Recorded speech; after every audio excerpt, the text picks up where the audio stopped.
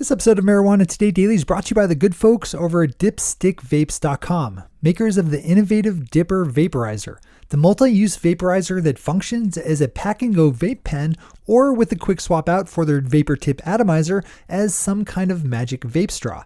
And throw in their optional dip whip accessory and leave behind the butane and blowtorches when you use your favorite dab rig.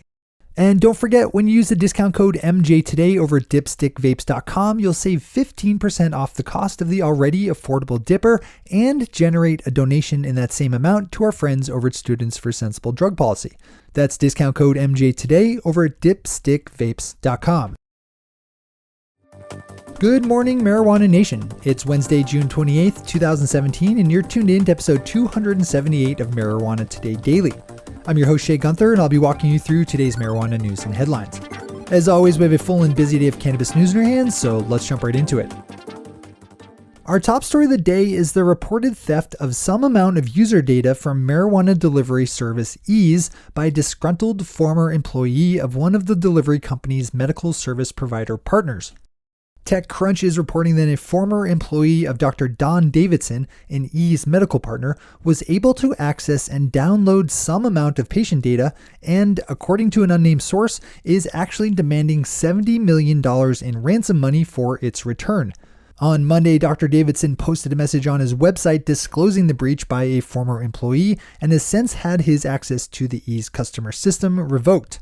With the industry growing at the rate that it is and technology being such a large factor in all aspects of the business, stuff like this is going to happen more and more.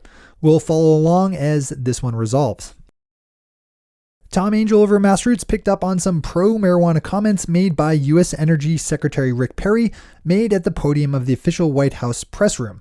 Secretary Perry, who is famous for forgetting during a presidential debate which of the federal departments he'd chop if he were president, and who is now haplessly leading one of those departments, said he was in favor of states' rights when it came to marijuana policy while answering a question about energy policy. Secretary Perry, who also disputes the well-established fact that global warming is caused by human activity, said, quote, "I thought that Colorado was wrong in allowing the use of marijuana, which they've decided to do, but that's their call. I will defend their right robustly. That ought to be their call," unquote. At least until it doesn't suit him politically, at which time he'd start jawing about how bad pot is. Hooray for Perry. Our final top story of the day is a poll out of Utah showing that nearly 3 in 4 Utah voters is in favor of legalizing adult use marijuana. With the nationwide approval rating for medical marijuana hovering in the 90s, this is pretty big news. It's hard to find a more conservative electorate than Utah, and even there, a huge majority of voters think sick people should be able to use marijuana medicinally. Out of all those polled, just 20% were opposed to medical pot, with 7% undecided. Support for medical marijuana was strong across all demographics and political breakdowns, with 65% of your average Republican voters in favor and 64% of active members of the LDS Church. Perhaps most encouragingly, 75% of voters over the age of 50 were in favor. This is an age set that typically is most against marijuana reform, but the message of medical pot is hopefully helping to overcome some of that generational resistance. The poll was commissioned by the Marijuana Policy Project and has an overall margin of error of plus or minus 4.9%. Those are our top stories for today. It's time for Marijuana Today Daily Headlines Blitz. Before we blitz out on headlines, let's quickly thank our sponsor dipstickvapes.com, makers of the innovative Dipper Vaporizer. All the cool reasons that I talked about at the top of the show for why you should buy a Dipper also apply to your customers. So if you have a dispensary or industry shop that could benefit from the bottom line boost that Dipper sales would bring, you need to swing over to dipstickvapes.com and get in touch about becoming a reseller of the Dipper. The Dipper stands apart from its competition thanks to smart design and crafty extra features and is bound to become one of your best-selling consumption devices.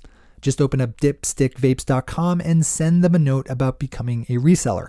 And don't forget, if you just want to buy a Dipper for yourself, you can use the discount code MJ today to save 15% off its already affordable price and to generate a donation in that same amount to our friends over at SSDP.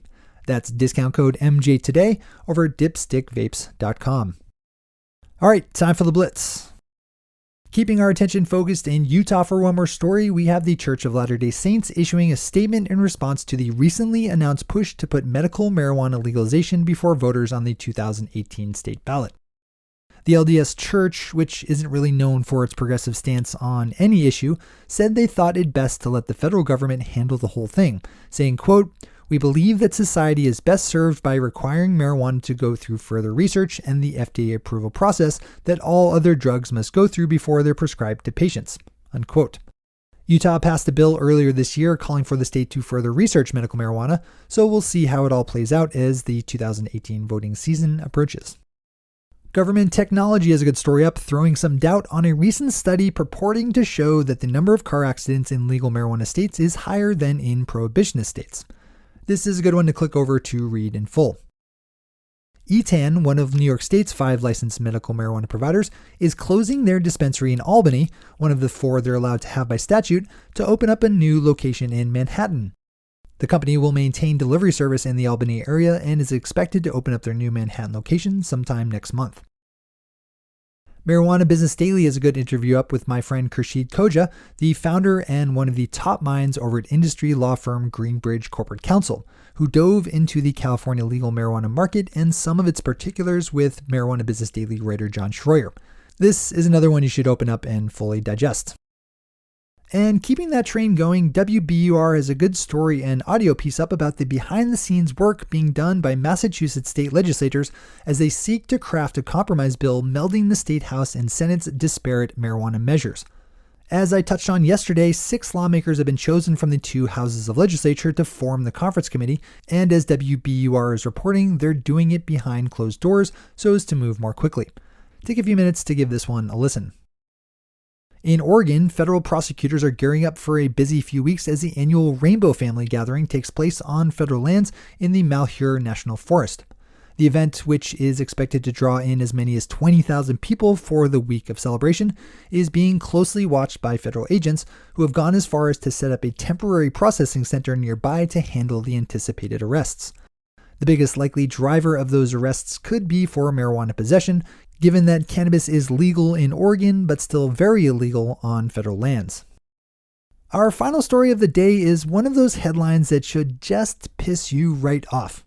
Florida resident Carlos Cash recently spent 90 days in jail because the stupid cop who pulled him over for a missing headlight thought that some drywall dust in Mr. Cash's vehicle was cocaine. A field test conducted roadside falsely showed that the drywall dust was cocaine, and Mr. Cash was hauled off to jail, where he sat around for 90 days while a follow-up test was conducted. It took the state 90 days. After being asked about the reliability of their testing kit in the face of the outcome of Mr. Cash's case, a spokeswoman for the police department said, quote, "We will probably review test kits. We'll contact the Florida Department of Law Enforcement and see if there are any other test kits or brands we can use," unquote. You think that's a good idea? Maybe? Those are the headlines and news for the day. I'll be back with you again tomorrow morning with another information-packed episode of Marijuana Today Daily. But in the meantime, if you have any stories to share or feedback to give, zip us an email to headlines@mjtodaydaily.com. And while you're clicking around the interwebs, swing over to our Twitter account at MJTodayDaily and visit our website at mjtodaydaily.com to find links to all the news we cover. Thanks to our sponsor, Dipstick Vapes, and to all of our awesome patron listeners for the support that makes this show possible.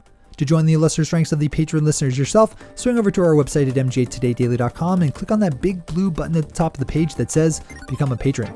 I'm your host, Shay Gunther. Thanks for tuning in and starting your day with Marijuana Today. Today.